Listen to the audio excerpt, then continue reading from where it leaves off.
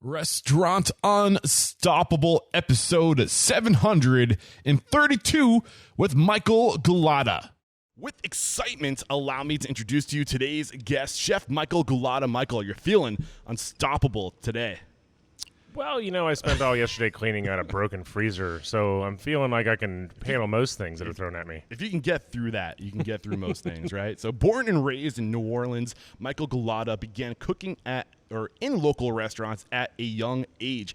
After graduating from the Chef John Folse, am I saying it correctly? Folse Culinary School? No, Chef John Folse. Thank you, Chef John Folse Culinary Institute. He joined the newly opened restaurant August, where he was named Chef de Cuisine in 2007 and led the award-winning kitchen for 6 years. In 2014, Michael opened Mopho to rave reviews and accolades. Before COVID-19, Michael has scaled the operation to include Maypop and a second Mopho's located at the new Louis Armstrong New Orleans International Airport. Man, I cannot wait to dive into your story, but let's get that motivational, inspirational ball rolling with a success quote or mantra. What do you got for us? Well, I don't know if it's a success quote or mantra, but we've always been big about running please and thank you kitchens. Okay. Or please and thank you restaurants. I like it.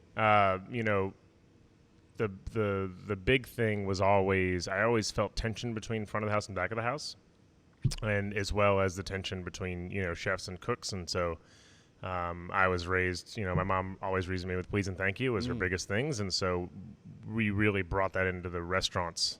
Yeah. You know, even when you're stressed, you know, please, thank you. Yeah. Even when the pressure's on, a simple please, but it has to be a real please and thank you. Why is it so important to work things like this into the fabric of your culture?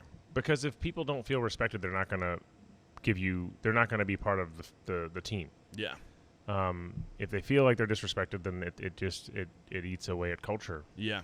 And you know, I've still done it. I've still, you know, there's people who, even though I didn't mean to, felt like I wasn't treating them properly. And, you know, and there were times where on really busy shifts, and like one of my servers, who's like a little sister to me, I mean, I just snapped at her because it was a stressful service, and I pulled her aside afterwards and I said, you know, I'm really sorry for snapping at you. Yeah. And I think we're not going to be perfect all the time either. And when we do have our shortcomings and we acknowledge our shortcomings, it's so powerful to publicly acknowledge your shortcomings and to like apologize. And like, what does that do? Well, I mean, there's also a certain disarming quality to the please and the thank you if it's a heartfelt please and thank you. Yeah. Like if I really appreciate the hard work that someone's doing, then I think they typically feel that. And there's people who say, well, it's just, you know, nonsense or whatever. But I've always felt that it's, like I said, I've made my mistakes as well, of course, but I have always tried to diffuse that throughout, like, you know, because I have chefs that come from other companies, and then those companies, you know, either the chef ruled the kitchen or they were allowed to be snarky with the staff, and it's a training process. Yeah. It's a training, you know, same with some of our general managers, you know, they come in and they're like, well, you know, I was treated like crap when I was coming up. And it's still one of those things that sticks in my head. It's like, God, I worked for some toxic people, and they put me in horrible situations. And sometimes I still, like when we first opened Mopho, I hadn't really developed, like I thought I was running a really positive and open kitchen when I ran Restaurant August. And I have cooks who come back to me being like, man, I respected working for you, but you were a terror. But I mean, that's actually something I'm excited to get into. I mean, we might have to put it on the back burner for now, but I know that when you took over, when you were the Chef de Cuisine for Restaurant August, I know John Besh kind of had you as like his developer, his trainer. Like everybody that went to go on and open a restaurant under his umbrella of restaurants went through you and your training. Isn't that like, not everyone, but more like mostly all the sous chefs. Okay, you know. The different chef partners that he partnered up with, I mean, they worked a little bit with me, but it was really all the sous chefs came and worked with me while the restaurants were being developed. Okay, gotcha. And the funny thing is I was like 27 at the time, and I really didn't know what I was doing. You know, I only knew, like, you know, the very, you know, he was a Marine, and so it was a very militaristic kitchen. It was very brigade. It was very strict brigade, you know, and I really only knew, but at that time I had already lived in Italy and worked in Italy, and I'd already lived and worked in Germany, and so I knew a lot of classical cooking techniques. I knew a lot of the rules, and so that just helped me. I just stuck to the things that I knew that I had learned, and because a lot of times I was training people that were older than me. Yeah. You know, and I mean that happened a lot. Like one of my sous chefs was 10 years older than me, Damn. and it's just like, dude. And he's like, what can you tell me? I'm like, dude, I don't know what I can tell you, but I know how to make sure that the food that's going out tastes good. Yeah. I mean, how do you? Oh man, I'm so tempted to pull back the layers on this because I think it's good stuff to talk about. But I feel like we're skipping a big chunk of your career leading up to this point, right? So let's put that in the back burner. Mm-hmm. I'll try to remember to bring that back up when we get to that part of your story. But when did you know this was going to be your path? Always. That's one of those weird things. Like I used to admit when I was like 8 and 9 years old, I made my mom tape like Great Chefs, Great Cities and Yan Can Cook, and I would watch them. And I would order, like I'd make her order me like kitchen stuff off of the infomercials. Okay. So when did you start living intentionally to get on this path? I started cooking at home as far back as I can remember, and then after that, I got my first cooking job at 17. I literally wrecked my car during Mardi Gras. I hit a drunk driver. Some drunk guy just stopped in the middle of the street, and I rear-ended him and wrecked my car, and I had to get a job like right away. Oh, that's a bummer. Because it was still like was like the end of the school year, and sports were done with. It was my senior year, so I got a job at the Planet Hollywood. My brother got me a job at the Planet Hollywood because he was a server there, and I was a line cook at the Planet Hollywood on Decatur Street. Of all the places I could have worked in New Orleans, Louisiana, as a grunt cook, I picked Planet Hollywood. I do think there are things to learn from corporate operations because of that level of structure and system and process. I mean, I don't think that people flourish in those environments, but at the same time, there is like you can find a happy medium, right? That's like one extreme. Did you learn anything during that time? It's funny because we just really started reusing that information, and to be quite honest, I'm not even the one that put it into practice. It was my chef de cuisine at Mopho that did Paul Schell. I mean, he was the one that really everything used to be in portion bags. Yeah. So what do you reusing that information mean? The information meaning like now everything at Mopho is portioned. Okay. It's portioned and wrapped, and I mean we don't use bags. We use parchment paper. You cut we get little parchment paper like patty papers, and you roll everything up so you don't have all that plastic waste. Yeah, man. So what's the significance of that, of going through those steps? I feel like we're in present time, but like it's worth pulling back a layer. So the big thing is like I worked for chefs that were all about the food for so long that I never worried about the bottom line, and so it was like my business partner came to me and he's like, Mike, we have all these awards on the walls, and we're broke. Yeah, and that's a reality, man. Like, and it's something that I picked up on. Like the people that others, and this isn't meant to be a bash by any means, please bash away. But the people that we all look up to when we admire in the industry for getting these accolades and being the best, right? They are just getting by. And what does that say about the industry? What needs to change within the industry if even the best are like really just like barely getting by, barely paying their employees? And I'm making assumptions here. I don't know if that's the reality of your situation, but I know it's the reality for a lot of other people I've interviewed. So, I mean, like I said, the whole COVID thing, it has to come into play here. Yeah. Right before COVID hit, we finally had both restaurants running. Like Mopho was running at a 22% food cost. Maypop was running at a 27. Our labor was still through the roof. I mean, the one thing that we just cannot control in restaurants is the labor, because especially now, because I refuse to pay my cooks shit pay, and so we can't go back to those days. When I started cooking in August, I was paying $7 an hour. That wasn't that long ago. That's 2007. No. I started cooking there in 2001. Okay, gotcha. Making $7 an hour, living on a friend's couch just because I wanted to work at the best restaurant in the city. Yeah. And, once again, you almost have to check your privilege on that. I had enough friends with enough money where I could live on someone's couch, or if I had to, I could have gone back and lived at my mom's house to make sure I could live and work at this restaurant for $7 an hour to learn my craft. Yeah. And so we come up with that same kind of thing. Well, if I had to work for that way, then they have to work that way too. It's like, dude, no, these people need a life. Yeah. Like, they need to be able to afford an apartment because like the rents in New Orleans are stupid high. That's actually a topic that I'm really torn on, because I say to people like don't take a job. The first 5-10 years, or 5 years at least, of your career, take the job that's going to give you the knowledge and the network that you're going to need, right, and the brand that you're going to need to get investors, and you're writing your story, right? Right. Do whatever it takes to get it in those circles. But at the same time, like you're saying, like people need to live. So like, where do we draw the line? Like how do you find that balance between sacrifice and defending yourself and getting what you deserve? Right. And so for everything leading up to, once again, the end of the world that happened 3 months ago, I started having just serious conversations with each cook before they came on. I was like, man, like, what are your expenses like? What do you need? Like, I mean, and I'd be honest with them. I'd talk to them about the amount of revenue this place would make in a day, how much revenue it had to make in a month, and what my labor costs had to be. And we'd settle on a pay price. It was usually anywhere between $13 and $15 an hour. Yeah, but that's a smart way of doing it. And honestly, like that's what we should be teaching people is like, what do you need? Start there, work backwards, right? Profit first. Like, what do we need? What do you need to be healthy, right? And more people. How do we get the whole industry to work like that? I feel like if everybody gets on that boat, if everybody gets on that page of like, we all agree that our employees are the most important thing, right? Like, how do we make? Is that a regulation? Does it need to be a regulation? Like, I hope it doesn't. But once again, it comes down to the whole: are you going to do a minimum wage? A high minimum wage, and then it goes down to politics and fighting. And the problem is like how many we live in our own little bubble. Those of us that came up working in great restaurants that want to open great restaurants, but we always forget about that whole other side of the industry of fast casual.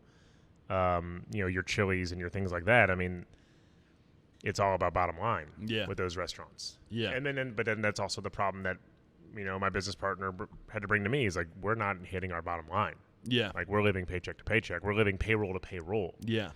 Maypop's and Mopho's payroll combined every 2 months was $130,000. Damn. And that's 2 80-seat restaurants. Because we pay our managers well. Because we need good managers that know wine knowledge and know cocktail knowledge. Bar manager, a chef de cuisine, 2 sous chefs. And it's like, because you have to cover all the chefs, because I'm not going to do that to people what was unto me. They all get 2 days off. I mean, I feel like the solution is just what comes into my mind is just this idea of togetherness that seems to be echoing throughout the industry and throughout the world right now. Whenever there's a huge disaster, like we put our differences aside and we come together, right? And I hope that the spin-off of all that's happening is that we start to realize that we need to find a balance. And I think that the talent, people like yourself who are craftsmen, who focus on the thing, some people would say artists, right? Come together. Well, what's the line between craft and art? What's that? What's the fine? I've had this conversation in bars with other line cooks since I was 19 years old. The line between craft and art, but you can't do art until you know the craft.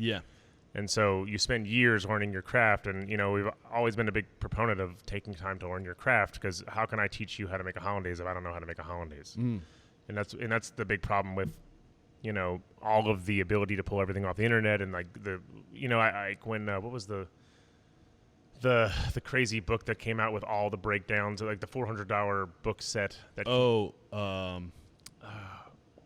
I know what you're talking about. You're talking about like, it had 10 books or 8 books to it? No. It was, what is it called? Modernist Cuisine. Yes. When Modernist Cuisine came out, I was like, dude, like this, what all is in this book is knowledge that took me 10 years to learn. But at the same time that I was learning it, I was also being shown over a hot stove. And so there was this eruption of culinary knowledge. And then you have a lot of people who talk someone into backing a restaurant when the cook really just knows stuff from Modernist Cuisine and not actually how to grind on a station. Because like here, I mean, I had a cook who had, he had seizures, and one time he had a seizure, and I had to work sauté the rest of the night. And it's like, but I know how to work sauté. I know how to work a pasta station. It's one thing to know how to cook. It's another thing to know how to work in the restaurant environment. Right. Is what I'm hearing. Which gets hard. And man, we're moving so fast. There was something I wanted to talk about, and now we're going to be jumping all over. There was really a point that I wanted to make, and then we moved. I try to stay chronological, but honestly, I'm loving the conversation, so I'm willing to let it kind of. Okay, no, I got it. So now with the big problem now, so the problem with restaurants and the problem that there is not enough money for all the staff is because there's too much staff, and that's a serious issue. People want high service, but they don't want to pay for it.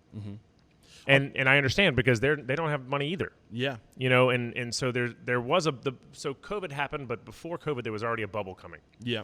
And the bubble came from and the problem is like I am just like a whole bunch of other chefs.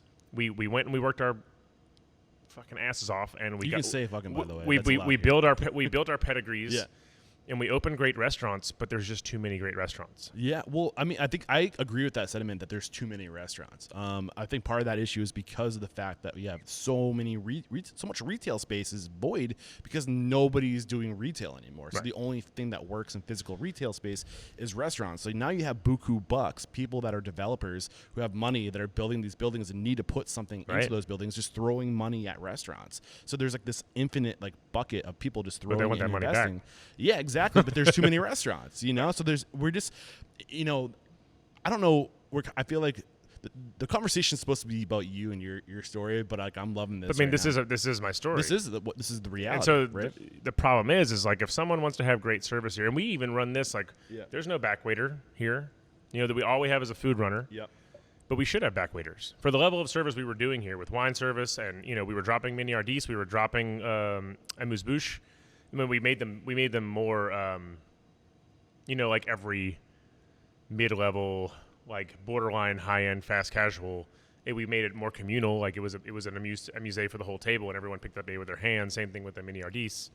But we were doing these things, and I mean that really requires it's so many more steps to the dining experience. Yeah, and we were running a really nice wine catalog, and that requires a lot of knowledge and a lot of learning, and so.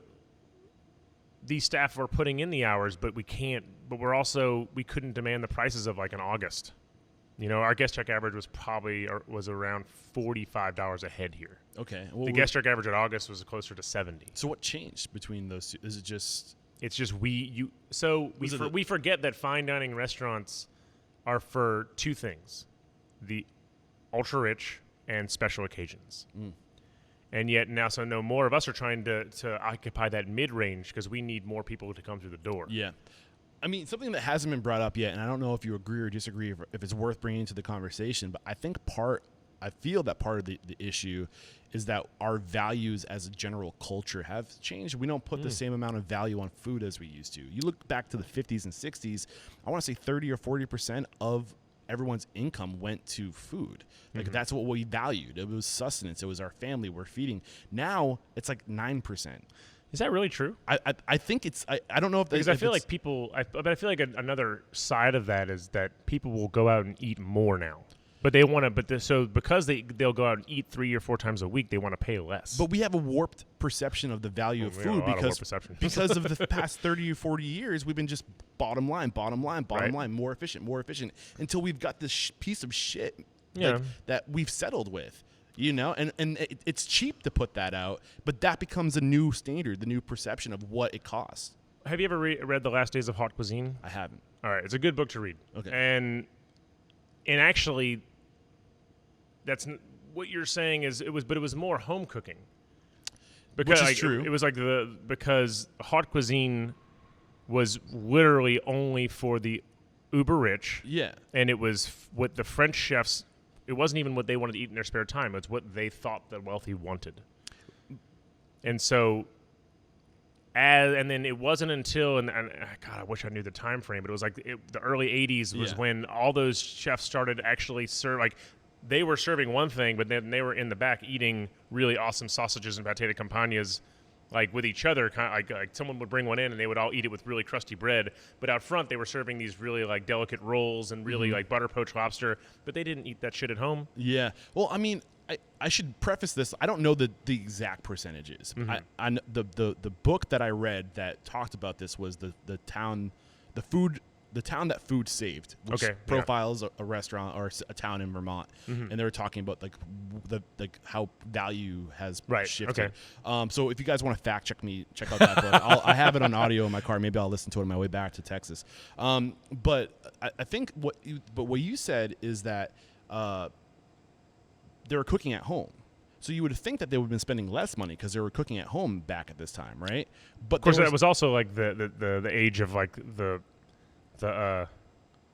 what is it? The TV dinner. I mean, I don't know. Everything came out of a can. I mean, when I grew up, my mom cooked everything out of a can. But people were still spending more of their income on food then when they were cooking at home, and if it was on TV, than they are now, which to me means that the value meal just destroyed, pulled. You know what I'm saying? Like when you could get a whole meal for $2.50. You know what I'm saying? So you're talking about fast food. Well, I'm just talking about food in general. But that for a while, that was.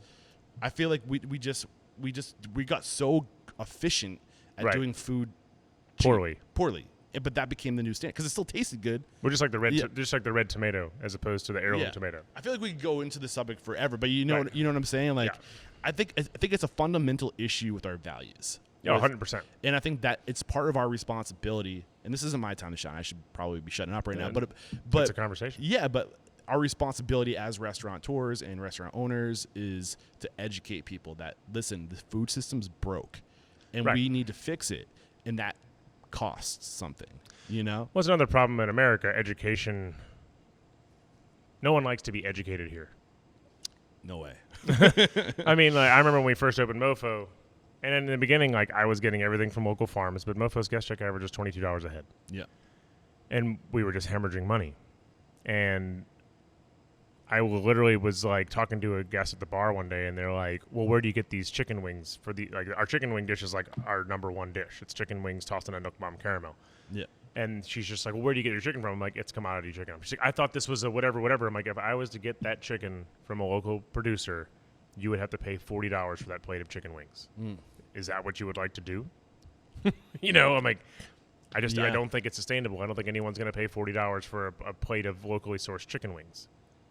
So what would you say the answer is? And we'll wrap up with this. We'll get back to your story. But what do you think the solution is? Well, I think it's like you said, it is education. But if you notice, education in America takes huge cultural shifts. It takes fucking riots. It takes, because people are comfortable no one likes to be uncomfortable. I mean, so one thing I can say about my old boss is he loved pushing people out of their comfort zones. Yeah. And people don't want to be told that they're doing it wrong. No one wants to be told that they're wrong. Yeah. It's just human nature. And so trying to teach people, I mean, we got people to start eating somewhat healthier again, but we need to go even further. It's been a battle just to start taking because you can still go anywhere in New Orleans and still get the giant 8-ounce fillet of fish topped with 2 pounds of crab meat. That sounds awesome. Right? But here, I don't know where they're getting that fish from, and I don't know where they're getting that crab meat from. But here, we use only Louisiana crab meat, which costs jumbo lump costs anywhere between $28 and $34 a pound. And locally caught drum costs $10 a pound. And they want me to serve that for $16 at lunch. And if anyone listening to this is in the culinary industry, and do the fast math on $10 a pound fish and $28 to $34 a pound crab meat, and they want to have 10 ounces of fish and they want to have 2 ounces of crab meat, and they want that for $16. Not very sustainable. Right. No, yeah. So or impossible. I didn't do the math, but is there a margin there? There's no margin. Yeah.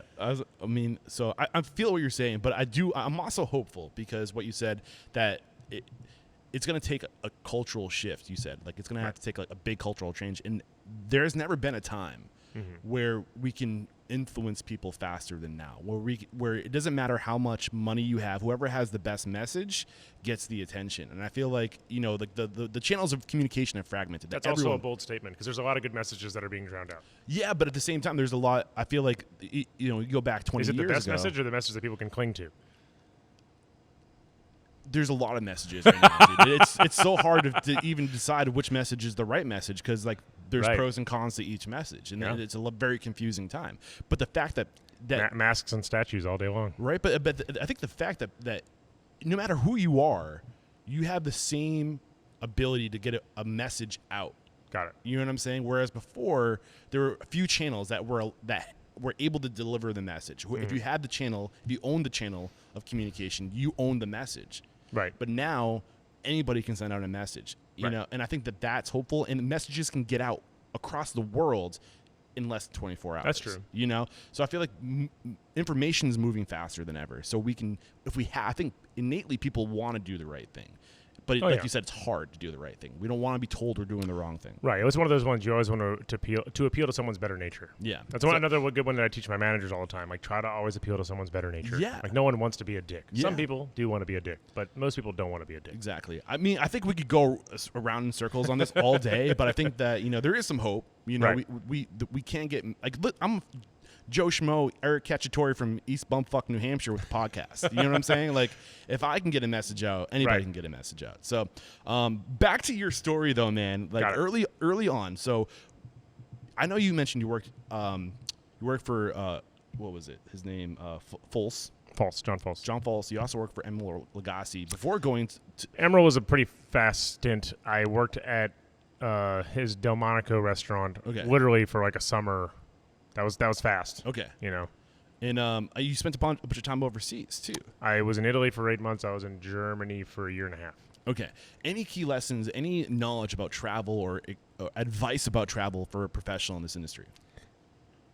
Well, I mean, once again, it's changed. Yeah. Back then. Can't do it now. Right. Well, well, I mean, I wasn't even talking about that. Like, it's harder and harder to find a place to work over there now. And, they don't, like, for Italy, I literally was illegal the whole time I was there. I worked in a beautiful little restaurant, and the cool thing about there is that you really do learn. You do have a much, like you were talking about with food culture in America, you have a much better respect for food when you go learn it in Europe because they've already been through all this shit and they just want to have good food. What do you mean shit? Like they already went through the war and after the war when they were eating out of cans and it's like they've gotten back to their roots of their history is just older. Yeah. Like America's still trying to figure itself out. Yeah. We're still like a fucking adolescent. Mm-hmm. We're going through puberty. Exactly. Whereas like with Italy and their food culture and Germany and their food culture. I mean Germany, God man, like we everything was from a market because there wasn't any other option. And all the animals were from the local neighborhood. There was a local butcher that made all of our, if we didn't make it in-house, because we did a lot of our own butchering, my chef was a big hunter, and they could sell the wild game. Once again, like the over-lawyering of America where we can't serve any wild game because someone might get sick when it's like, dude, like why can't we go hunt all these feral hogs that are overpopulating? But there's like all these laws against it. I mean, they've been trying to fix it to where we can trap and serve feral hogs in the restaurants, but it has never caught on. Yeah. But also because Americans don't want that gamey meat. They'll eat it if they shoot it themselves, but they won't eat it if we serve it. Yeah. But so back to Germany. So he and his friends would shoot all of the wild game and then they would sell it to the restaurant. I think that's how they would pay for their hunting leases. Okay. And so we had a full butcher shop. We could take everything off the hoof. So everything came in. There was a separate butcher area that was separate from the main kitchen. There was a hanging closet that let them hang for a few days and soften up. Then we'd skin them, break them down, do it all in house. Make all of our own patés and terrines. Make all of our own sausages. He also had his own cheese making. I mean, he was a special case. Yeah. Is this the same place that you sent? I've sent about 20, 30 people there. Okay. Yeah, because I know that Trey. Thank you very much. Trey and Blake both went there. Both went. I just had one cook come back right before the COVID nonsense, and I have one cook over there who's now stuck there and loving it. He just bought an apartment. He's like, I'm not leaving Europe. Yeah, and these are the chefs over at Saint Germain that we had the opportunity to talk to earlier in the week, if you guys are curious. But, I mean, were your biggest lessons – I mean, I know you must have learned so much about food, but do you think that the lessons around food or was it the cultural lessons that made a bigger influence on you? I mean, I don't know. Like, my chef in Italy was nuts. I mean, literally, he and his wife would just yell at each other all day long, and then I'd be like, why are you angry? And they'd be like, we're not angry. Yeah, but then they would also invite you in to have dinner at their table, right? Which, like, how many of the people that work in your – and this isn't putting judgment on you, it's just American culture. Like, how many of your chefs come into your house and eat it? Right. Like, maybe a few. I don't know. But across the boards at all restaurants, probably not that many. No. Yeah. No, I mean, well, the thing is, like, there was two cooks. There was only two of us, and we would. I mean, at night for lunch, we would serve hundreds of people with two cooks. It was just pasta, and salads, and that's all it was, and baked fish sometimes. But at dinner time at that restaurant was no menu, just tasting, like 10-course tasting menu, and it was just like simple things. Gotcha. Like fried calamari but fried in olive oil kind of thing, and then like really fresh pastas and salt baked fish, and so it was. And we get all of our pasta from a local bakery. You know, I learned a lot about their culture. I don't know if Marco Ballo was the chef's name. I don't know if he taught me anything as like a mentor. Okay. I mean, I guess like as a personal growth mentor, you know, like I was there for a good amount of time, but it was all more about just learning his very simplistic approach to food. Okay. I mean, he was still a good guy. Like I had to ride around on the back of his scooter a lot with me, like holding onto him, which was weird, but that's in Italy, that's normal. Yeah. But he helped me get a cell phone so I could call home, and like I lived above their tool shed. They didn't pay me. You know, I think I left town and got a day off like a handful of times, and each time I would get a day off, they'd give me like a couple of euro to go spend, you know, but other than that, I worked for free. Yeah. So what was the biggest impression this experience made on you that you think has influenced you to this day, if you had to like narrow it down? Proper way to make pasta. Yeah. I mean, that's what it was. It was just, and still I forget about some of the things I learned. Like I don't ever salt bake fish, and we salt bake fish all day there. Yeah. Our biggest thing was like either salt baking or roasting fish, and I never do that, which is like, but also like I can't even do the pasta they did there. You know, we'd have these big, beautiful gamberi, the big, beautiful like ruby red shrimp, gambero rosso. And you'd literally just simmer them in a pan with fresh tomatoes, like a little bit of house-made tomato sauce, a little bit of chilies, olive oil, and you'd simmer them in there, heads on and everything, and then you'd just crush the head, shell on, and then you'd throw the pasta in there and toss the pasta, and while the chef emulsified extra virgin olive oil into it, and that was it, and you just served it like that, and like Italians don't care, but like I tried doing that here in America, and they're like, why the fuck is the head on my shrimp? And because that's where the flavor is, but Americans can't be. Yeah, it's weird because like they, you know, like people in New Orleans will go and eat hard shell crabs all day long. I did a pasta once where literally we just tossed the whole hard shell crab in the pasta to get the flavor, and like people were pissed. We got all these negative Yelp reviews because they found shell in their pasta, and it's like, dude. People suck. Like, I don't know what to say. And like I had to change the dish. So then we ended up like we would put the crab in the sauce, cook it in the sauce, then pull the crab body out along with any fucking bits of shell, and then toss with all the flavors, and then like perch the crab back on top. But I think just getting that perspective to realize how unreasonable like our general public is, and I think again it goes back to how processed everything was, and that became the new standard. You know, we need perspective. I can't be inconvenienced. Yeah, you know, it's weird. So. You went to Germany too. Mm-hmm. You got paid for that job. You were working at a hotel. The Germans pay me real well. Yeah. Any key experiences? I had a nice apartment. Yeah. I had a car. Nice. Like I wasn't going to leave Germany. Right. Hurricane Katrina hit and I came home. But my chef in Germany was and still is a great guy. He had his flaws. I mean, he liked to yell and scream. He one time came at me with a wooden spoon, and I was like, absolutely not. You know, I wrestled, right? Like we're not gonna do this. Like you can threaten all your little interns, but you're not. And I fucked up. I fucked up a dessert because they made me the pastry chef for a while because the pastry chef quit, and I made a sorbet for a private event.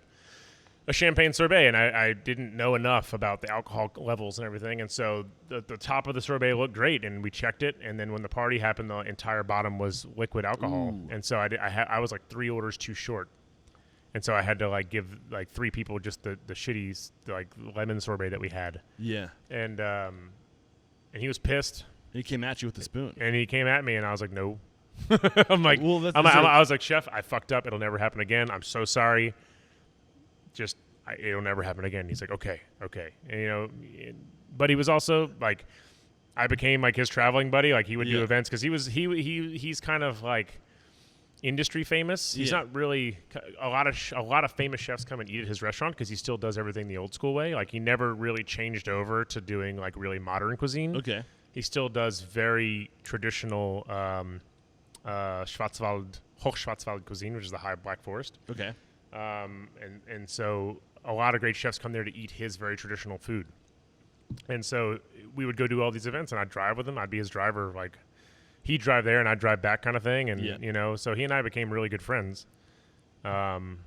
And he was going to let me stay. I wasn't going to leave. And then Katrina hit. And so I was like, I got to go. Yeah. Because by the end, I was one of the few people that actually learned German. So by the end, I was the expediter. I was expediting in German and running the kitchen if he wasn't in there. So what was the biggest impression of this experience in Germany? If there was one lesson that you were able to hang on to, maybe it's not so obvious, but I think,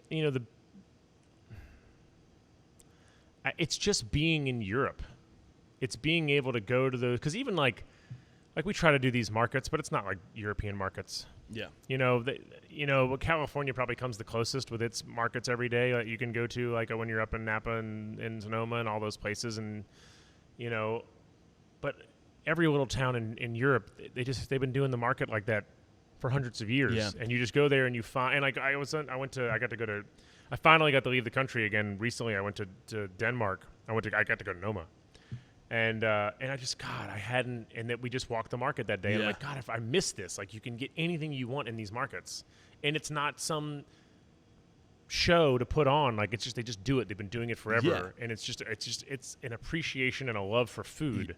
And listening to you talk about these markets, I can't help but think of my 5 months in Thailand, where just every other day there's a staple market, and that there's always a market to find. And people base their lives around these markets, and and everybody goes, and it's kind of like a fair, you know, like a bazaar, like a weekly fair that that just keeps coming up. And I don't know why we don't do that here. Like why don't we? It's hot outside. It's hot in Thailand, man. Like that's different. They're used to it. Yeah, that's true. I hear you. But there's so much. I'm making fun of us as a culture. Yeah, it's hot outside. We don't want to. We have wild. Yeah, there's air conditioning, right? Right. Not fair. Why did you feel the need? Why do you need to come back to New Orleans? Well, my mom's house got 16 feet of water in it. Okay, that's good enough. So I was like, I just need to be around family. I got to get home. The city was completely annihilated. So yeah. And I actually called John, because I'd already worked for John before I left. Mm-hmm. He actually got me the job. So the way it worked is I started in August, right before I secured my trip to Italy. Okay. And the first thing I said was like, hey, man, I applied there like 3 times. And I couldn't get, everyone wanted to work for him at the time. And he just kept. Marco.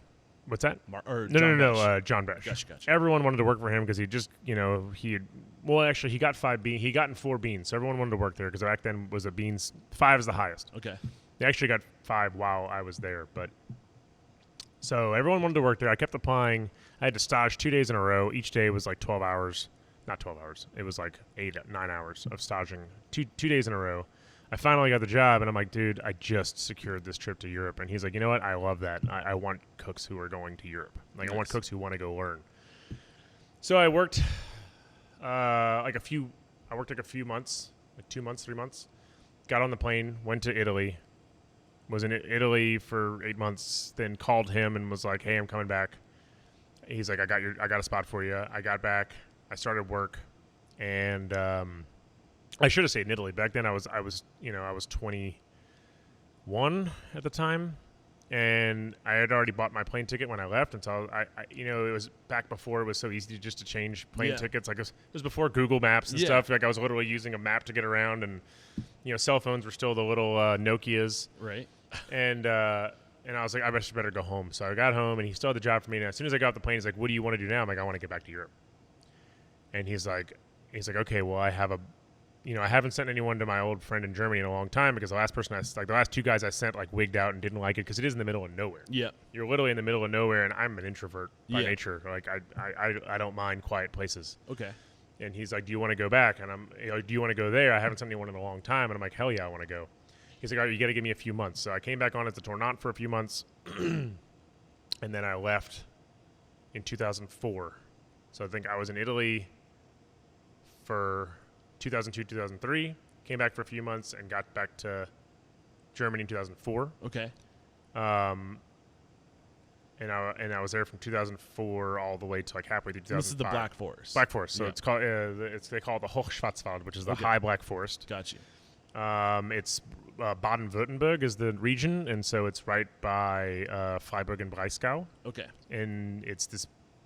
I just loved it. Yeah. I kind of like seclusion. I'm kind of that kind of guy. So, I mean, it was just, it wore on me. There's because I didn't know German in the beginning, I was studying it the whole time. I was riding the streetcar to work every day at August and learning German, reading it, had the headphones on back when it was on fucking CD. I'm old. And so learning my German and really, I wanted to immerse myself. And, when I got there was a guy that another American who was really pissing the chef off but the guy did like refuse to learn German, and the whole time I was there, the guy like it wasn't until that guy left, and when he left, I was like, all right, no one speaks English to me anymore in this restaurant. Nice. And I found that the number one thing to learn was how do you say this in German? Wie heißt das auf Deutsch? Yeah. And once I learned that, then it was like no one. So I would never break back into English, and then from there I just really learned it. And by the end, I was like 75-80% fluent. That's pretty awesome. But they say immersion's the best way to do it. It's the only way. Yeah. So so you were in Italy, you went to Germany, you came back to the States, and you went. No, because this is 2014. It was Restaurant August. Gotcha. Italy. Yep. Restaurant August. Germany. Hurricane Katrina. Back. While I was in Germany. Hurricane Katrina hit while I was in Germany. I watched it on German CNN. Yep. And then I flew back. I stayed because I probably stayed until November. Yeah. Early November. And then it was, I called John and I'm like, hey, man, like, how's everything in the city? And he's like, oh, we're going to try to reopen. Like, you need to get back over here. And I called my mom and she's like, well, the house is gone. So, there's no real rush yet. You can stay longer if you want. And I was like, there's no place for you. Right. Yeah. There literally wasn't. So what for the first few months, I lived above August. There was a penthouse. Nice. And I lived up there and just worked every day. But I mean, the thing that I was hoping to really get into, because I think it's very safe to say Hurricane Katrina was a devastation, right? And it was almost kind of like where we are now, where in the sense that like we aren't physically devastated, but regardless, cash flow has stopped, right? Just like it's like a slow burning hurricane. Yeah. It's like it's still spinning over the city. Exactly, right? But when things did pass with Hurricane Katrina, that's when John Besh's restaurants, he went from 2 locations to like 12 in like 4 years, right? It was close to that. God, it was really fast. Point being is that when there's devastation, there's almost always opportunity. Right. And not like you don't want to be, you don't want to sound like a narcissist, or maybe not a narcissist, but like an opportunist. But I think it's important to have that mentality and to know that like it might suck now, but if we can hang on, like what's it going to look like after all this? Point counterpoint. You make a good point, but also there's an unhealthy way to do it. What's the unhealthy way of doing it? The way that we did it. And how did you do it? Well, we had no system. Like there was no structure to the company. Hence the giant article that exposed John for. I mean, there was no structure. When you say company structure, what kind of structure are you talking? Meaning, like we had no HR department. Okay. Yeah. It was like there was each restaurant, and he wanted it that way.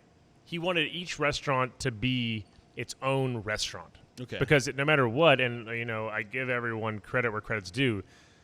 He's an amazing chef. His ability, he has a photographic memory when it comes to cuisine. He remembers every meal he's ever had. He used to have this, I'm not I have a problem where I'm way too introverted and I hate to put anyone else out. Yeah. Whereas like wherever he traveled, like when I traveled, I would just go and eat and then that was it. But wherever he traveled, he asked them for a menu. He had this giant crate in his office of menus from all over Italy, Germany, France, Spain. He kept every menu everywhere he ever ate, he kept the menu. And so a lot of times we just pull those old menus out. When we were trying to develop menu changes that August, we just pull those old menus out and just look for inspiration of like, wow, what were people doing 10 years ago in France, in the countryside in France? And so that ability he and I would never go in the kitchen and build dishes together. We'd sit in his office, we'd write it out, and then I would go execute them. Okay. And that was like the first 3 years of me being Chef de Cuisine. Okay. And then the second 3 years, I almost completely took over the menu. Okay. And there was a lot of hiccups in between. I put some shitty food on the menu in August when I was first trying to get my bearings. And there was a lot of him coming in being like, all right, well, that's shit. And so there was a lot of that. But as I gained confidence, that almost was where I knew I had to leave. Because as I gained confidence, I started challenging him on things. And that's not his favorite way to be. So, I mean, reflecting back, I mean, 7 years is a lot of time to, reflect on, right? You learned that there's a right way to scale. That you need structure. Right. While structure can be maybe a little stuffy and corporate, you're trying to avoid that corporate image. Maybe there's a necessity to it at times. I agree with that, right? And I'm still screwing that up. Like I've had to unlearn bad habits and relearn them with my because I'm the same way. Like I still have trouble doing all the paperwork. I finally buckled down. Like, we never costed anything at Restaurant August. Okay. I literally, it was like whatever came in and whatever went out. They would come to me every month and be like, okay, things aren't right. And it wasn't until like my last 2 years there where I started diligently costing the menu. And even then it wasn't diligent. I just try to get it kind of right. But I think the problem is over there was a lot of like, well, we gave this away and we gave this giant party away, and they wouldn't tell me what that was. They would just come to me and give me a number. Well, your food cost was this. And you're like, dude, how do I know what that was? I mean, thankfully there was huge banquets going out of August, which actually helped my food cost a lot. Because those dishes were pretty well set in place. We knew the pricing on them. Yeah. Whereas the menu in the dining room was just, it had to be whatever was in season. It had to be something fresh. Like, we were changing dishes every other week. It was constant changing in the menu, and so it's almost impossible to cost that fast, especially when you're usually on the pass expediting. And so it was a very, like, I mean, running that place was literally like wrangling a fucking wild bronco every day. Like, every day you walked in, you're just like, Jesus, what the fuck's going to happen today? I mean, it was just, and the thing is, like, John's favorite thing was pushing someone out of their comfort zone. You know, he used to tell me, as soon as you get a handle on this, I'm going to make it harder for you. I mean, I think there's something to be learned in that. I think we can sell ourselves short if we're not willing to push the envelope, right? Yeah, of course. So there is a lot of growth in that. Why can that be dangerous? Well, I mean, there's different sides that it takes a special kind of person. Yeah. You know, no one wanted to be the chef de cuisine of that restaurant. Yeah. I don't blame them. Yeah. So reflecting back at this time, I mean, we learned the significance of structure. What were I think you learned a lot of what not to do. Like, for example, you should price out. Like, but it took me a long time to do it in my restaurants. Yeah. So what are you like? What were the biggest the biggest impressions? Like, whether it's lessons learned or things not to do that stuck with you to this day? Well, I think it's like, I don't know. I envy the chefs that can do it all. Like, I still feel like I can't do it all. Mm-hmm. Like, I don't know wine that well. Like, I worked for some chefs who could literally, the cook would come back and be like, hey, they want to know. And the chef we had the chef at Bittersweet Plantation, like Folse had a chef de cuisine there. Yeah. This guy's name was Steve Zucker. And if the cooks came back if one of the servers came back and asked wine, he knew every wine in the collection. Mm. And I don't know that here. You know what I mean? Because to be quite honest, I'm not a big drinker. Yeah. But I mean, at the same time, I think some people are like that, and you can lean into that strength if that's your ability to know all this stuff, to be the one-stop shop. But there's nothing wrong with doing one thing really well either. Right. You know? And you have partners in your business, right? Yes. So do your partners compensate for your weaknesses? Yeah. I mean, definitely. You know, always. Yeah. They always have the big dose of reality. Mm-hmm. I'm always just trying to push the food and push the service and really mainly the food. I have to be honest. Like, I'm always trying to push the food, and I do try to push a good culture. Yeah. So I want to get one big nugget out of you before we transition to why you decided to do your own thing. Like, so like if you could sum up, like, going into your own business, leaving the John Besh family of restaurants, going into your own business, what was the one thing that whole experience gave you that you said, I'm going to be different, or I'm going to do this, or because of this, I am going to do this? Am I making any sense? Yes. I mean, my two business partners, we all came from Restaurant August. Okay. And, the biggest thing that we wanted to do really became an employees first. That was what we wanted. Whether or not we succeeded, it's harder to say now. It's hard to do. I mean, like, we talk about it all the time. Like, culture to take care of people is hard. Yeah. It's not. I mean, it's a thing we should do, but it's not easy. Like, one of our rules was like the staff always gets paid, because we saw too many, and it happened to August in the early days before John bought it from his old boss. Because originally John didn't own it; he was just the chef, and he bought it from the original owner. But there was a time when people weren't getting paychecks, and bills weren't getting paid, and food was showing up, and they wouldn't leave it until they got a check, kind of thing. And we were always like, that's never going to happen. We're just going to close the doors we're never just not going to pay people, And to be quite honest, now with the COVID thing and the PPP, that really screwed us. And we ended up having to, we tried to give people money off the PPP, and then we didn't have enough PPP. And so then we had to cut people back off of PPP, and then they weren't able to get unemployment. And it's like, for everything we tried to do right, we still feel like we fucked it up in the end. And so like right now it's just a very sore time because it's just like, dude, we really did a lot for our staff, but like right now a lot of our staff's really pissed at us. Yeah. And it's not something we did intentionally. We thought we were doing the right thing. It was a weird time for a solid 2 months. Like nobody knew what the right thing was. Nobody knew what the future held. Like it was a really confusing, frustrating time. Because we were like, oh, we're going to reopen Maypop. It's going to happen. And that didn't happen. Yeah. It's still sitting away, and we still don't feel like we can open it at all. But so I'm still trying to figure out if I answered your question or not. No, I don't know, man. Honestly, but I resonate with what you're saying. I owe Jared, the guy who does my editing, who's listening to this right now, I owe him, I think, after this episode, probably over $2,000. You know what I'm saying? It's an interesting way to call yourself out. But the truth of the matter is, I rely on sponsorships, and sponsors rely on restaurants buying their product to be able to pay for marketing. Right. And when all the money dried up from restaurants, they're like, all my sponsors were just like, yeah, we're not going to do Q3. So all my cash flow dried up. But I feel like all we can do is continue to go forward. Right. And nobody's at fault. Nobody's to blame. It's just it's just a matter of fact. Right. So I mean, I think the world is right there with you, I guess is what I'm trying to say. So don't beat yourself up too bad. Well, I mean, there's I think that's the problem right now is a lot of everyone's dealing with this. But I think the big thing that we tried to do when we left August was we wanted to have a restaurant where our employees were first, because a lot of times we found ourselves in situations where we were not able to treat our employees the way we wanted to treat them. Yeah. We were put in really impossible situations where people were fired that we didn't feel like they should have been fired, where we had to fire them physically, where we were told to go fire people, and we're like, I don't really think this person needs to be fired. A lot of things like that. Yeah. So get second chances, things like that, trying to understand before just cutting the cord. Right. Yeah. So you said you had two business partners. I know that you were working side by side with your brother. And he came over here with you too, right? Yes. So although he has just recently taken a sabbatical from the company. Okay. So when you guys were breaking away from Besh, did you have what was that process of finding investors? Take us through that whole projection. Well, it's funny.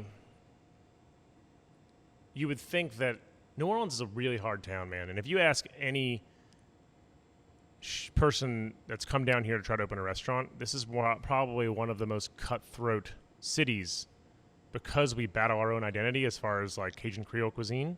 So to try to do something different is really hard. And so my brother and I originally were going around trying to find investors, and no one wanted to back us. Okay. No one was even interested. Originally, we wanted to do an Italian concept. Because 2013. This would have been when we first started doing this, we were ready to get out.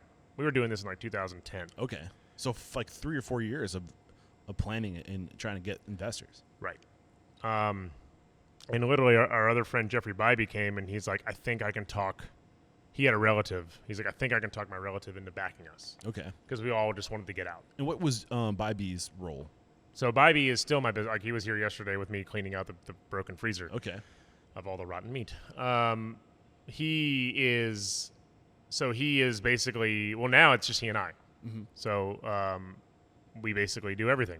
I am typically back of the house and he's front of the house. So was he working with you at Besh? Before, yeah. Well, he was a captain. So gotcha. He's worked as a captain in every restaurant, at every old school restaurant in the city. He's been a captain and wine knowledge and all that stuff.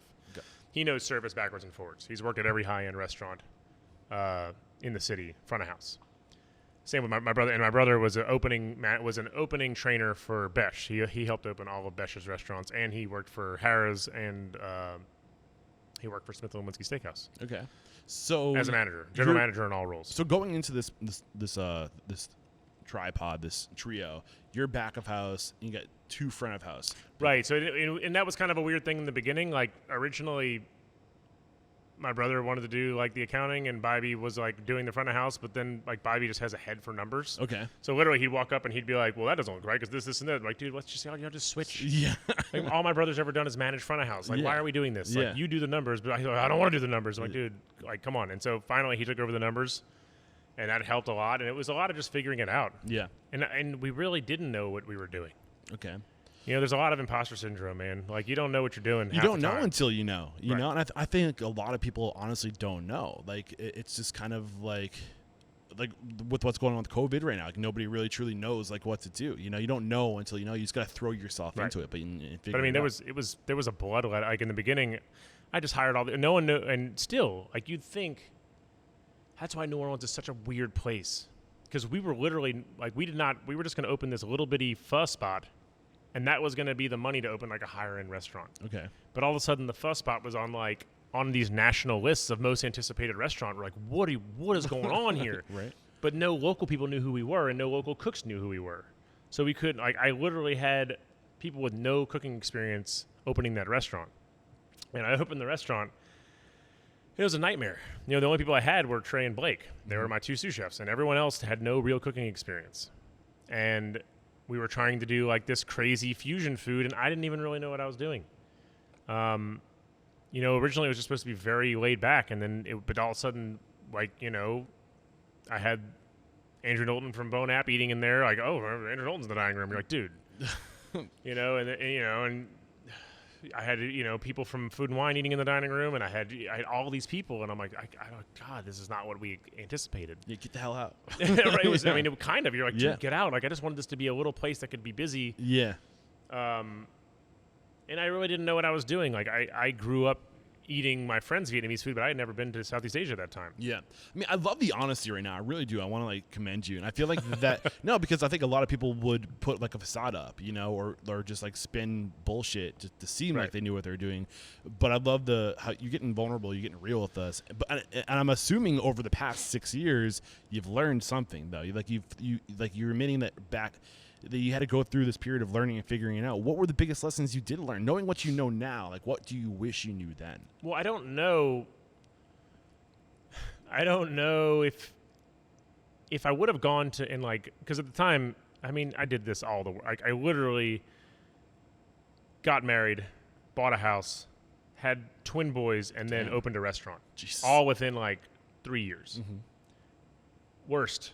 This is the worst decision, because now I'm divorced, and I have one. It's fine. This happened 3 years ago. Okay. You know, but it was just like, I did all these things. I did too many things at once, and I didn't give each one the time it was due. Mm-hmm. Like everything in my life, I was just rushing through it, trying to just get it done, because that's what I was trained to do as a cook. You get it fucking done. You do it to the best of your ability. And so I was just pushing through, and I should have done, if we were going to do a fucking Vietnamese restaurant, I should have found the money and gone to Vietnam and done some training. Yeah. Now, I did grow up with a lot of Vietnamese friends, and I did grow up eating in their homes, and all that part is true. Like, I did go and, you know, eat really awesome bánh xèo pancakes and sing karaoke and drink cheap beer. Like, I did that at my friends' houses, and so I had really good Vietnamese food, and I grew up with really good Vietnamese food. But I don't think that was enough. But would Mopho have not been this really awesome confluence of flavors if I had done that? Would I have tried to make it too Vietnamese and too traditional if I would have gone to Vietnam? I don't know. I don't know the answer to that, because I did go travel to recently in the past 2 years. I went to Laos and in Thailand and Singapore, and it totally transformed Maypop's menu. Yeah. You know, because now, like, I found a really awesome chef de cuisine. Chef Paul, who runs Mopho, he lives in Southeast Asia. Well, not this year because of COVID, but his wife does nonprofit work where they teach reproductive health to, like, indigenous tribes in Southeast Asia. Okay. So he spends months there every summer. It's like a deal we have worked out where, like, he works his ass off for 10 months, and then 2 months he goes to Southeast Asia. And he brings back all these great ideas. And so one year he's like, you really need to go with me. And so I went with him. And when I got back here, like, it just totally changed the way I saw the menu. How? Because just like when I was in Italy and France and Germany, when I get to eat a dish and I'm like, okay, well, this is what bourride is supposed to taste like, or this is what a real pasta is supposed to taste like, or this is what a real sauerbraten tastes like. Then I can use that information. Where when I went there, I'm like, okay, this is like, I had tom yum in Bangkok, I had boat noodles in Bangkok. It's like, okay, and so I immediately came back and put on a boat noodle dish. Yeah. But it's half New Orleans and it's half Bangkok. Gotcha. You know, and so I'm able to really meld, and then people are like, holy crap, that's really good. I'm like, yeah, because now I have the New Orleans knowledge. Reference. I have the fresh pasta knowledge from living in Italy, and now I've actually eaten in Bangkok, and I can tell you, like, we came back and did this really awesome tom yum here. Yeah. With Florida clams and Louisiana shrimp and house-made noodles in this really awesome tom yum broth, and we finished it with this really awesome shrimp oil and shrimp chili oil, and, like, it was just this dish that we put it on right when I got back, and we kept it on for almost an entire year, and it was just a bang up dish. Like, we got great reviews on it, and it's just that ability to it's part inspiration, it's part frame of reference, you know, and I can see definitely how that would serve you. But I think the big lesson I'm getting as far as like what reflecting back, like what advice you would give to somebody is like, you don't need to plow through, you don't need to rush. You can be a little bit more intentional. You can be a little bit more, I don't know. Is that a good summary of what you're saying? Or, but I don't know if that would even help anyone. Okay. Because it's like, if you would go back and tell your 26 or 28-year-old self, like, impart wisdom, would your 28-year-old self really fucking listen? No. Absolutely, because at the time I had John breathing down once. Literally, he was still on me every day. And I was afraid that if he found out I was looking for investors that he'd fire me, and I had 2 kids. Yeah. And a house. Yeah.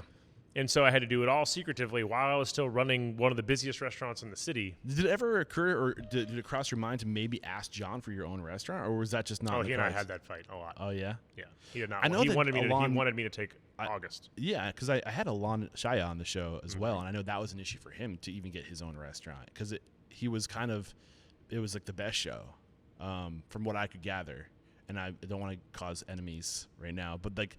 But one of the biggest lessons I've learned on the show is that it's about investing in your people and creating opportunities for others. The most successful restaurateurs don't give a fuck. Actually, it was Octavio Mantilla that said, you can accomplish anything in life as long as you don't mind who gets the credit. And that's John Besh's right-hand man, was it not? Yeah. So, like, Sorry, I dealt a lot with Octavio Mantilla. Oh, Mantilla, sorry. You dealt a lot with him? Oh, yeah. He was John's business partner. I mean, I had a lot of meetings with him. Yeah. Yeah. So, did you learn any lessons around that as like the idea of like, hey, you could have had even more of an empire if you were willing to share some of the limelight? I mean, I don't know what I'm supposed to say on this. I don't get you in trouble. You can say whatever you want, man. I don't know. It's yours. Like I said, I give credit where credit's due. John taught me so much about food, and I was his right-hand man for a long time. Everywhere he went to cook, I was usually next to him. Yeah. Until my boys got too old, and then I bowed out, and he took other chefs with him. Okay. But there was a problem where there was like 3 or 4 of us that had been with him since he started, and none of us got offered restaurants. Okay. There was a core group of 4 guys. Yeah. And they all know who they are, and they've all worked really hard, and we all left and opened and did our own thing, because when we asked for restaurants, we were told no, and that was after all these other restaurants were open. We're like, hey, I think we deserve a shot now. We've been here since. Yeah. Some of us had been there since 2001. Yeah. I've been there since 2001. 2 of these other guys came on in 2002 and 2003, and the last one came on in 2004. And we had been there working in Restaurant August forever. And when we were like, hey, we want to do our own thing, he was like, no, I need you to run the other restaurants. And usually we were running the other restaurants. Well, I don't get into all that. But yeah. But I mean, I remember having a conversation with one of them who's like a brother to me, and he's actually a finalist for the Beard Awards too, but he's in Texas. And we had a conversation. We're like, man, it's just like we're the ones making all this stuff work, and when we ask for things, we get told no. Yeah. So but I understand why. Why? I understand because we had all the training. So we were going behind the scenes. Like, I was literally getting sent to other restaurants and like having to taste chef partners' foods and tell them what they were doing wrong. Mm. John would send me to try the food and be like, go show them how to make a proper whatever. And I'd have to go over there and I'm like, dude, I'm sorry that I'm here and you're his business partner, and I'm not. I'm just the Chef de Cuisine of August. But I was told to come over here and taste all of your food. And it, like, dude, like being put in that situation, yeah, it's kind of shitty. Yeah. But that's how it was, Literally, I'd get sent over to other restaurants to have to taste their food. So how do you intend to be different from all this? Seems like it was something that kind of stuck with you, peering into the future. I think that there's going to be a similar situation where once we get an idea, once society kind of gets a grasp of COVID and how to move forward with this thing, money has to move again, right? Things are going to open back up again eventually. How are you and I think that you're sitting pretty right now in the sense that we are sitting in my shuttered restaurant right now. Yeah, but so is it relative to the rest of the industry, you're no better or worse. Right. You know what I'm saying? We're all we're in this together, know? So when things do start to lift, you have this respect, you have these accolades, you have investors are going to be looking to invest. There's going to be openings. I feel like you're going to be able to do things if you want. How are you going to do it differently? Well, I don't think that I'll have investors looking to invest. Okay. I think I'm making assumptions. I don't know. I've never been able to pull that part off. but also I don't just sign things away willy-nilly. I think a lot of times people say, oh, I have a great investor, but that investor is not a great investor. Mm. And I don't even know what a great investor really is. No matter what, an investor wants their money back. And what's a bad investor? I mean, a bad investor is the one that comes in and tells you that, you have to serve a certain thing because they like it. Or, you always have to get their friends in, even if it's a packed night. Like we technically have an investor, and they are the most hands-off people. They really don't bug us at all. And they've been really great because they know that we've been struggling, and they have never asked for their money back. Mm-hmm. They didn't give us a whole lot they just gave us some seed money, and they helped sign on a loan. Okay. And how do you keep that relationship just that? I don't really know. Yeah. Like I said, they didn't. The biggest thing they did for us was they signed on the loan for us. Okay. And so as long as we're just keeping everything running, then it's not really. Then they're kind of fine with it, and they're willing to grow with us. Like Maypop. I still don't even. We really thought we were hot to trot. We got Food and Wine Best New Chef and all that stuff, and like 2016, man, we just won so many awards, and it was just like, oh, we got to open another restaurant. And so we opened this restaurant, and we weren't really ready to open this restaurant. And we're sitting in Maypop right now for people that are watching and listening. And and the thing is, it took 3 years for Maypop to, Mopho made money out the gate. Yep. It took 3 years for Maypop to turn the corner. It turned the corner right before COVID hit. Okay. Where we really we finally developed a good team. We finally developed a strong sense of what we were. Okay. Well, let's pull back some layers on that. Like, how do you develop a good team, and how do you develop clarity in identity? Developing a good team just takes time. It takes years to just find a team that really wants to be there. Mm-hmm. A team that's responsible enough to where y'all can sit down and have a weekly managers meeting and be like, hey, and a weekly chefs meeting and be like, all right, what do we want to change in the menu? What do we want to do? What are y'all excited about?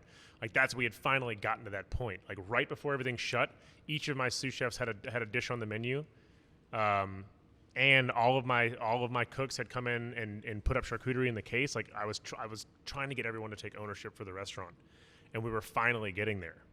Like, everyone was coming up with ideas, like, oh, I want to try fermentation, I want to try this, I want to try that.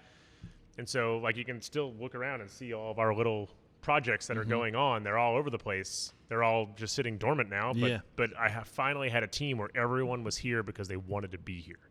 I think that's a big secret too. They wanting to be here and creating a culture where people want to show up just as bad as you. Is that just a matter of being selective with who you allow in, or once again, New Orleans is a cruel mistress. Yeah. Like, there's so many restaurants here, so you run into a problem where you have to just sift through a lot till you find the ones that really want to be here. Yeah. Because if they get frustrated one day, if they just get frustrated, they can walk out and get a job the next day. Because there's so many restaurants here. I mean, now it's different. Now there's no restaurants here. But, I had a guy who came from California, and he would work for some big-name chefs, and, like, he was all gung-ho, and he wanted to start, like, today. And I'm like, all right, man, come on. But you could already tell, it's like, all right, he's not really. He's here. He's talking all the game, like he wants to be here to be a chef, but he actually just wants a paycheck. Yeah. And, like, he just, like, started finding fault with all the food, and you're like, dude, like, we're not trying to, like, it's all here, man. Like, like, we run our happy hour specials by using all the scraps from the rest of the dishes, and we try to find fun things to do with them, and like make really cool pastes and jiaos, like the Laotian jiaos, and we make house-made crackers and bread. Like, we try to do cool things, and they're just like, this is just too much work. I'm like, well, dude, good food is work. Yeah. So I don't know what you want me to do. I can't make it, like, do you want it to be good? Or do you, like, what is it that you're looking for here? How do you create that culture where people just embrace the work and accept that good things take time, good things take energy? Well, I try to get everyone to have input on the menu. Okay. And I try to make everyone, like, I try to cheat. And that's the one thing I found falling apart. Like, when we were at August, everyone was always talking about food. And it struggled a little bit at Mopho, and I think it's there now. But, like, at Maypop, I just, like, the cooks weren't talking about food. And I'm like, guys, why aren't we talking about food when we're here? Like, why aren't we excited about food? We need to be talking about food. Like, what are y'all interested in? What do y'all want to see? What can we do? What can we put on the menu? Like, let's work on it. Mm. And so we had this. Now it became where, like, whenever we would sit down and have menu ideas, we'd put up what we wanted to change. We'd put up what was in season, and we'd hang it up on the pass. And we're like, everyone go home and do research on what you want to put on. And, like, but it wasn't a perfect animal. Some cooks were just worried about getting through service. They didn't want to think about anything extra. Yeah. And then some cooks were too worried about what was next and couldn't get through service. Yeah. And so it's you try to do this pie in the sky, but once again, I never put on airs. Oh, we were running this perfect restaurant where everyone was, we were getting there. Yeah. But it wasn't perfect. Yeah. I mean, first, I have to applaud you again for just the transparency and the vulnerableness. And you've gotten, I think, 4 in a row, James Beard, semifinalist, best chef in the South. Finally made finalists this year. But still, you know what I'm saying? Like, and just for perspective, like, because anybody from the outside looking in, you'd be like, they must have it dialed in. You know what I mean? Right. And I think that this is just a reality that even if things from the outside looking in look like untouchable and like they got it, like I think that the reality of our industry is that like everyone is trying to figure it out, right? You know, and I think it's important that we get real and have these conversations and get vulnerable, you know, so we can make real change. What does that look like? I mean, in your opinion, like what has to happen tomorrow for things to change in our industry? I don't know. I mean, that's a problem that's specific to me. Is it? Like when people know, but what I mean is like when people come and ask me, like I'm not a big. It's something that I struggle with. I am not an extrovert. Yeah. It's a learned behavior. I watched John and I saw how he talked to tables and I saw how he talked to people and I mimic him in a lot of ways. Yeah. It's like when I have like a script when I go around and check on tables because I'm not good at. When someone asks me, I learned this problem when we first opened Mopho. People are like, oh, it's good to see you. How are you doing? And then I'd tell them honestly how I was doing. They'd be like, I didn't want all that information. And you're like, well, you asked me how I'm doing. I want all the information for what it's worth. I love this. But I mean, I would just give that to a table in the dining room. And they're like, oh, God, I didn't want to hear that you had to fire half your staff today and all that stuff. Because that happened at Mopho. Like, we had way too much staff. And literally, my business partners came to me like, Michael, we're going to be out of money in like a week. Like, we're doing huge numbers, but we're also putting up huge costs. Yeah. And they were like, it was like, I forgot what we named it, but there was this day where literally Trey, Blake, and I fired 8 people in one day. Damn. And, and so I like table, but that's one thing. But like shit like that, the table would ask, oh, it's good to see you. How are you? And I'm like, well, this happened today. And they'd be like, I just wanted you to hear that everything was great. Yeah. And I'm like, I'm not good at just being like fake. Yeah. No, I feel that, man. If I'm going to ask you like how you are, I want to know how you are. Yeah.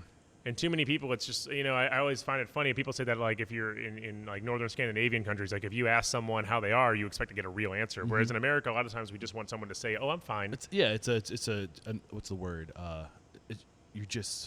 There's a word for it. You're just going through the motions. It's right. like the nice thing to do is to ask, but I don't really care. Right. And I'm not a big go through the motions person. Yeah. Like, I go around and talk to and I make it a point. I go around and talk to my staff every day and I ask how they're doing, and I don't want a shit answer. Like, I want to know how they're doing. And most of them, the ones that know me that have been in a long time, they tell me honestly how they're doing. Yeah. Because they know that I'm actually, I want to know. I don't want to just get superfluous fluff. Yeah, man. I really enjoyed how real this conversation has gotten. And I just want to commend you and everybody I've spoken to this past week to try to put the world spinning out of control on pause, to stop and reflect on your career and the good things that you've accomplished in your life, right? It's hard to do. And I just want to acknowledge you for doing that and for letting me come in here today. Anything we did not discuss up to this point, any knowledge, wisdom, experience that you would give somebody who's looking to get into this industry? Oh, God. I mean, if you're looking to get in the industry, the hard part for me is that no matter what, I've always wanted to be in this industry. And there's been damage due to that. Hence my ex-wife and all of the shit. And a lot of that is because I've been singly focused on just wanting to be in this industry. And what's that old thing? Rolling Stones gather no dust, but they leave a lot of busted stuff. Yeah. And so like I've always just head down, battering ram through everything because of my single goal of wanting to be able to make it in this industry. Mm-hmm. And for the longest time, I didn't want, I had these conversations with my ex-wife where she's like, back in the day, you said you never wanted to run a restaurant. You just wanted to work in restaurants. And I'm like, I probably did say that because it seemed like it was too much trouble. But then when I wasn't happy running the restaurant I was running, like I never thought I'd be the Chef de Cuisine of Restaurant August ever. Yeah. It was such a beast of a restaurant. And the food that was going out of the kitchen was so amazing. I'm like, I'd never be able to run this restaurant. And then one day I was the Chef de Cuisine. And I just worked my ass off until I got good at that. And then I didn't want to be there anymore, and for some reason I felt the need to open my own place. I don't know why. I think it's just that human nature. Yeah. And so I think that's the premise of the Entrepreneurial Myth, the E-Myth, the book, the E-Myth, is that like you're the person who's the technician who makes the pies, right? And you make your pies so bad, your pies are so good, they're better than the owner's pies. So why are you making pies for the owner when you could be making pies for yourself? Because there's all that other shit you got to do on top of making pies that you just don't think of, right? 100%. Yeah. And that's what I always tell that to cooks. I'm like, don't try to open your own restaurant until cooking is the least of your worries. Because more often than not, you're going to be cleaning out broken freezer. Like I need to go hang new shade sails on the deck at Mopho at some time in the next 2 days. Yeah. And I don't know when I'm going to find time to do that because I literally have to go work the banh mi station when I leave here. So it's like, I guess the thing is, don't do this. I just think there was a bubble where everyone thought that being a chef was cool, and so they ran out to be chefs. But I wouldn't do this unless you really want, like, you have to give your life over to it. Like, there's no other way, and we forget about that. Like, if you still go talk to the old, like, there's this old guy, Mr. Joe Impastato, who has Impastado's restaurant in Metairie. He is in his 80s, and he still works. His restaurant's closed 2 days a week. He works 5 days a week, and he works from 8 a.m. He goes and takes a nap, and then he works until 10 p.m. It's probably what keeps him going, honestly, the routine, you know? Right. Yeah. But at the same time, like, everyone else had to change for him. And it's the same, and that's the thing. If you're going to run one of these restaurants, if you're going to do this, then you are going to have to ask everyone in your life to change their rhythms for you. Because the restaurant, unfortunately, comes first, because it's what pays all the bills. Yeah. So with all that's happened in your career up to this point, with COVID up to this point, looking to the future, is there anything you're going to do differently within your businesses to I don't know, quote unquote, exist in the new normal? Well, it's interesting. Like right now, and we don't know if this is going to last, but like we totally overhauled Mopho's menu. We totally incorporated like digital menu and stuff through our because all of the POS systems, like the good POS system now, are all online, like Toast. Yeah. And so you can do everything online. You can have your menus cloud-based, right? And your menu is completely online and navigable through websites. We totally streamlined it. We totally streamlined the kitchen. Like, you know, we totally streamlined the labor. And we don't have the P&L numbers to look at yet because we've just reopened. But if we can keep running it like this, and we've actually built a really good model for, you know, we had to do a lot of work on building the model from when we opened the airport Mopho, even though we don't own that. That's a partnership deal. And so now it allows us to look at, do we want to do more Mopho partnerships or do we want to do more Mofos? And that's kind of where we're at because, like, for the first 2 years of Maypop, I worked here every day. 7 days a week. I opened the restaurant every day. Damn. And to get it to where it was making money. Yeah. So if I could summarize what I'm hearing from you is that you're streamlining your processes. You're focusing on doing a few things really well, and you might double down on Mopho because that seems to be... Right, we have the best formula for Mopho. Yeah. And if I ever want to retire, I think I got to open more Mofos because I can have someone that just loves cooking but doesn't need to be a classically trained chef to run Mopho. Gotcha. The other Mofos, like I need Paul to run the Mopho here because we still do really awesome specials and things like that. And I'd like each Mopho to be able to do that. But the problem is like the more you want to make something chef driven, the more variables you put into it. And the more variables you put into it, the more likely there is someone's going to leave unhappy. Yeah. And that sucks. Yeah. It's hard times, man. It's a weird world. And again, I just can't stress how grateful I am that you got all this on your plate and you're still making time for me, which I think is a testament to the people in this industry, generosity with their time and knowledge. So thank you very much. One question I ask all my guests before going to the speed round, the mission statement is to inspire, empower, and transform the industry. How have you transformed over these past, 20 years now in the industry? Well, I think I did a lot of learning, and then I think I've done a lot of unlearning. I think I didn't. It's so like the biggest thing that I wish I could teach people, and I'm still learning how to do it, is just self-evaluations. Yeah. You know, what are you doing right? Self-awareness. Right. What are you doing wrong? And I always thought I was a self-aware person, but I'm learning that I was not aware of me. And so, you know, I came up in the end of that old school French brigade world, and then it's been this whole transition into becoming a much more inclusive and open. And these are things that need to be aired out, and they're things that need to happen. But how do you do it smart? How do you do it where because no matter what, I still owe a lot of money to a lot of banks. Yeah. And how do I keep this alive? Because no matter what, I still have 2 sons that I have to pay for, you know, and a bunch of investors that I need to pay back, and a bunch of staff that still I still have 20 employees. At our height, we had 110 employees. Now we have 20 employees. Damn.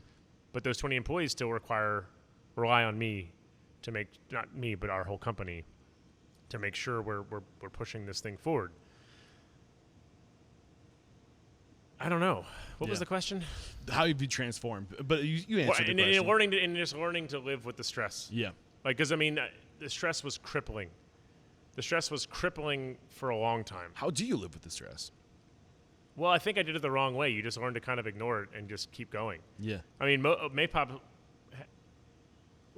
was on the edge of closing for the first 2 years. Every week we weren't sure if we were going to be open the next week. Yeah. And then to have it shut down all over again is just like the big, like, so now there's a whole new level of stress. Yeah. But you just sort of every day you're just like, okay, well, I hope it's here tomorrow. And you just keep doing. Yeah. And you just keep going. And then it incrementally got better.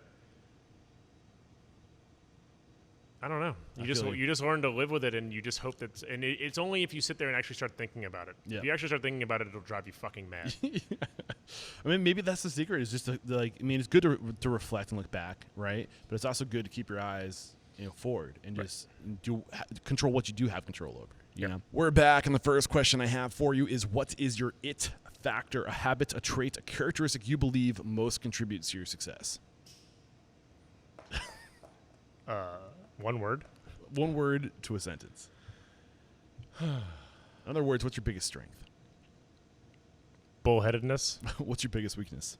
Bullheadedness. Happens a lot when those answers line up. That's more often than you believe. What is one question you ask or thing you look for during the interview process?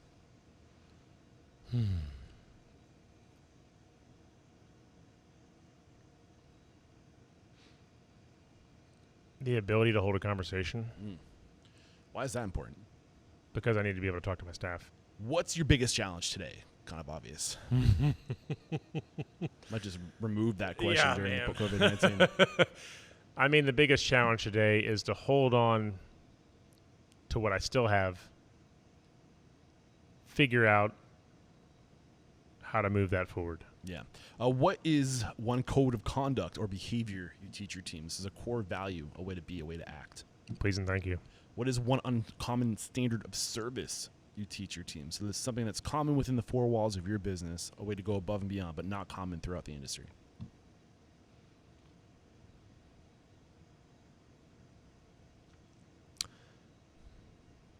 I mean, that's a hard one. It is. That's why I ask it.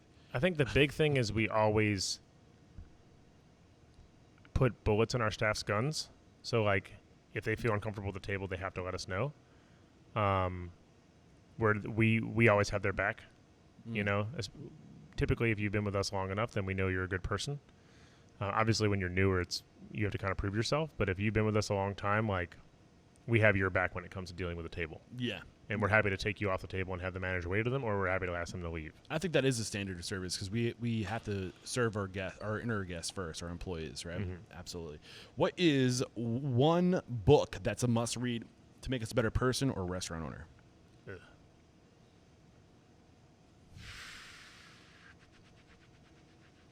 Better person?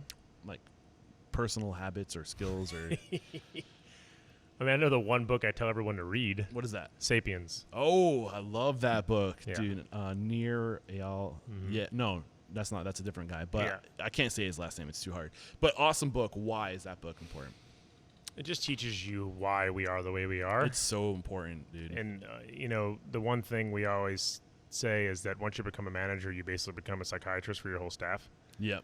And reading that book just allows you, like, tribalism and the want for people to stick together, but then at the same time want to sell each other out. And it's just like the ability to try to look at things from a bigger picture when you get pulled into petty squabbles. Yeah. And like when you understand human behavior and what we come from and why we are the way we are, it's so much easier to go forward. And like that's what I tell people.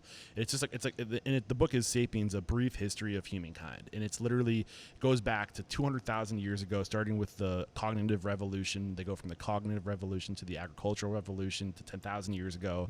They talk about the impact we've had on this world. Like, dude, we've been destroying the planet for the longest time. Like we're just now we're just catching on that we're destroying it. We've been destroying it for the longest time. And then through the scientific revolution, it's like a fast forward. It's a really great book, and I recommend anybody. And a lot about religion. Yeah. And the why religion is important and what damage religion has done too. I think they touch on a little bit. Yep. It's really eye-opening book for sure. Thank you for mentioning that. And it's on audio. So if you head over to audibletrial.com/unstoppable, you can get that book for free on us. Thank you in advance for using our links. What is one thing you feel restaurateurs don't do well enough or often enough? God,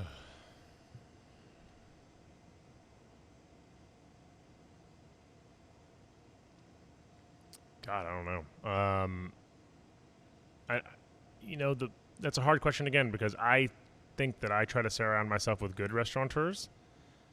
And it's one of those things, especially now, I feel like, God, man, I don't want to say anything negative about our industry when our industry is currently struggling to live at all. Like, we don't know what our industry is going to look like on the other side, so I almost feel bad putting any kind of negative.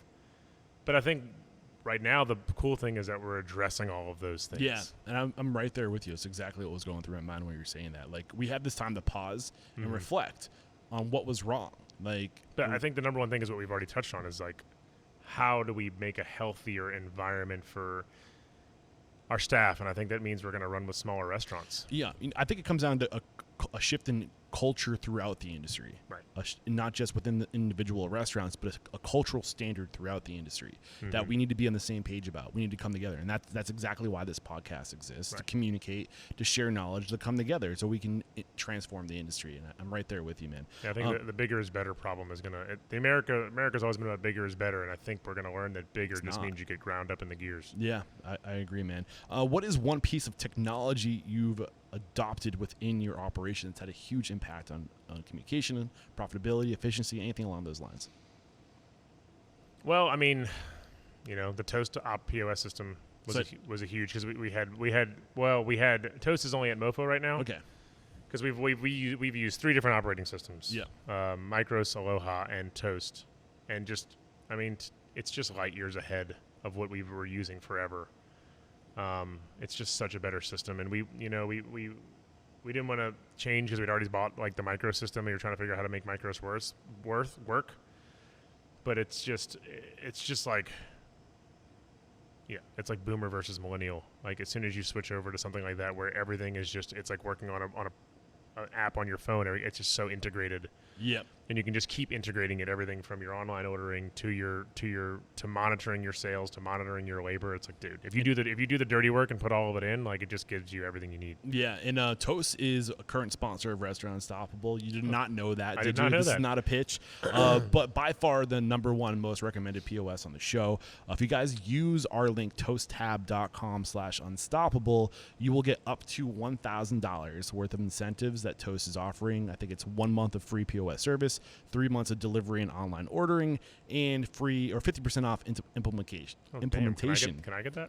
You could have if you clicked our link a few months back. But on top of that, we're splitting our commission with our listeners. So they're going to pay us $2,500 for everybody we send their way. After taxes, it's about $2,000. We're going to send you a check for $1,000 for using our link to thank you, because you guys, I know you need it. We need it. We all need it. Please use our links. Moving on. I have to do those things. You understand, right? I got it. Gotta stay in business. This is the last question. Are you ready for it? No. If you got the news, you're leaving this world tomorrow.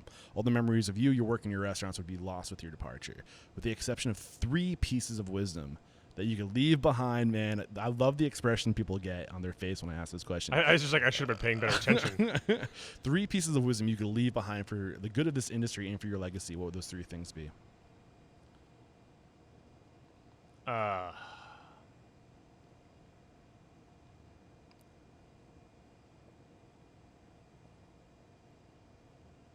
can prime the engine if you want me to. I got one big lesson from this conversation. I mean, 3 big lessons. You know, take the time to look at your business. Mm-hmm. Like, take the time to stop and really look at your business and see how everyone's operating. That's one.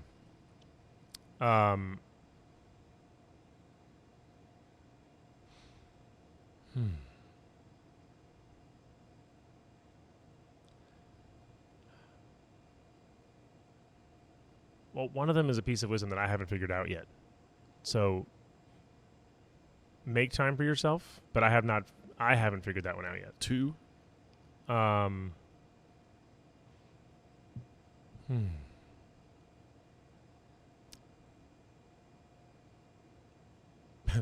guess be okay with the fact that if you're going to give your staff a good working environment, it means that you have to sacrifice some things. That's 3, man. I've loved this conversation. Thank you so much for making time, and even through all that's going on, to sit here with me, to make time for me is a statement. It's a testament to who you are and what you represent. I appreciate that. We wrap up every chat by calling somebody out. So who is one person you respect and admire? And we would listen to an episode if you knew that he was being interviewed. Who's that one person that comes to mind? Or 2 or 3 people if you can't think of just one. I would love to hear Jeff Hurd from Hurd Dat Kitchen. Okay, Jeff Hurd, look out. I'm coming after you. Do you have more to say? I don't want to cut you short. It's about Jeff Hurd? Yeah. I mean, he was, it's funny, he was a banquet captain for us at Restaurant August. Okay. And then, but he did a little catering gig on the side, and he also has like this amazing wine knowledge. He would come and bring his wife in for their anniversary and bring these amazing wines, and we'd cook for him at August, but he'd bring all his own wines. Yeah. And they were phenomenal, always. And then he opened this little walk-up window in Central City, Louisiana, and puts out Central City, New Orleans, and puts out this amazing Creole, like traditional Creole cuisine that's just super flavorful, and he's busy all the time. Nice. You know, he's just killing the game, and he just does it because he loves doing it. Jeff Hurd, look out, I'm coming after you. And how can we connect? If we want to come and join your team when you reopen, if we resonated with your story today, what's the best way to connect? Social handles, websites, things like that. I mean, I'm Michael Gulotta on Instagram. Pretty easy. Yep. Mopho Nola is our website. Mopho Nola is also Mofo's Instagram. Okay. If you want to go check out. Go ahead. No, I was just going to say, I'm not sure what episode number this is yet, but if you listen to the closing thoughts, head over to restaurantunstoppable.com/whatever the episode number is. We'll be sure to link to any tools or services recommended in today's chat, as well as a summary of today's discussion. Michael, again, thank you so much, man, for taking the time to make time for us to share your story, your knowledge, and just to shoot the shit, man. It was a really raw, open, authentic conversation. There is no questioning. You are unstoppable. Thanks. Cheers. Thank you for watching, and if you enjoyed today's video, please like, share, subscribe, and hit that bell icon. And don't forget, there's a complete archive of every episode at restaurantunstoppable.com. Peace.